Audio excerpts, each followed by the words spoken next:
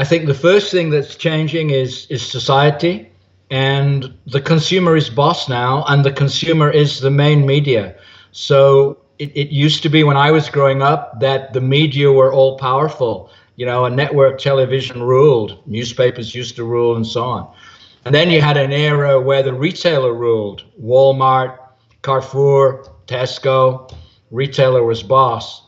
And then you had an era really where the consumer started to stand up and to talk, and the conversation shifted. Now you live in a place where everybody is technology enabled. Everybody has access to information. So the information age is beyond us. The attention age is beyond us. We're living in the age of the idea. And ideas come from everywhere, and they get shared at lightning speed, and they get developed and grown because today's generation are into connectivity. They're into collaboration. They're into creativity.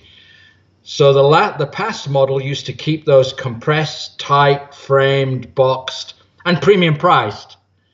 Today's world, man, you better be open source, and you better be grease lightning, and you got to be able to make decisions like the speed of light, because we're all technology enabled, and we're all able now to communicate. You can change the world now in 3 hours. In 3 hours, wherever you live, if you have a great idea or a great movement.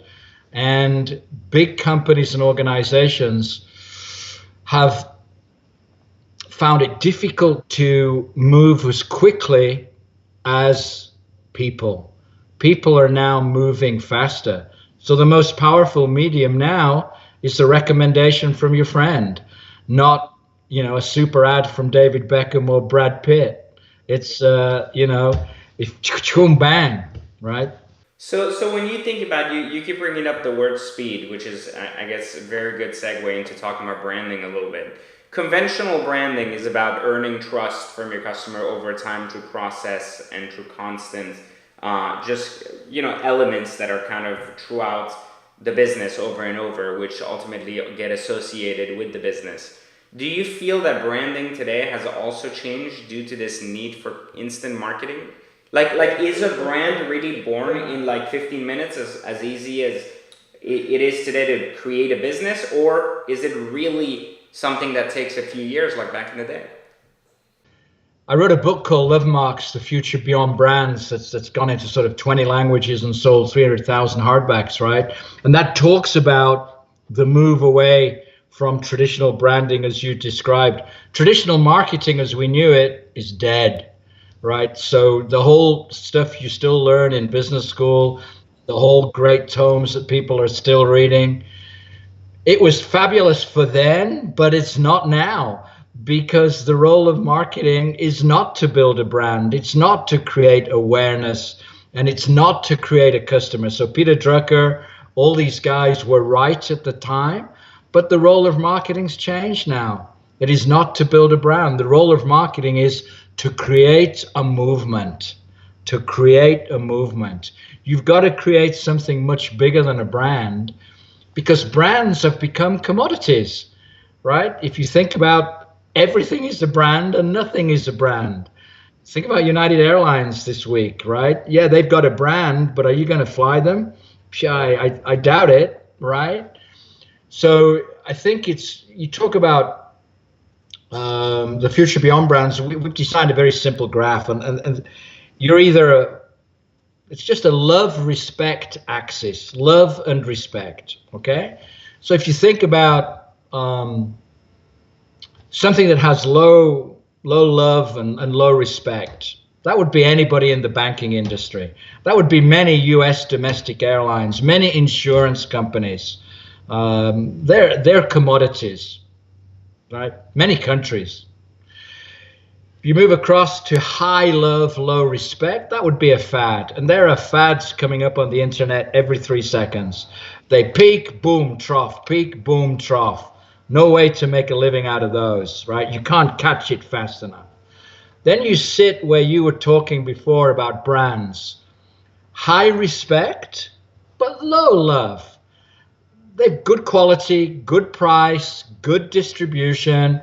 It does what it says on the can. You trust them. They have legacy, they have history. But if something new comes out and it's more innovative and it's lower price and it's on boom, bang, you move. The top right hand quadrant is where you have to live now. High respect, of course, that's a price of entry, but then high love. I mean, if you think about, you can put any brands, you can put Secret Entourage on that map. Secret Entourage is top right for many users. High love, high respect. And therefore, you create not loyalty for a reason, but loyalty beyond reason.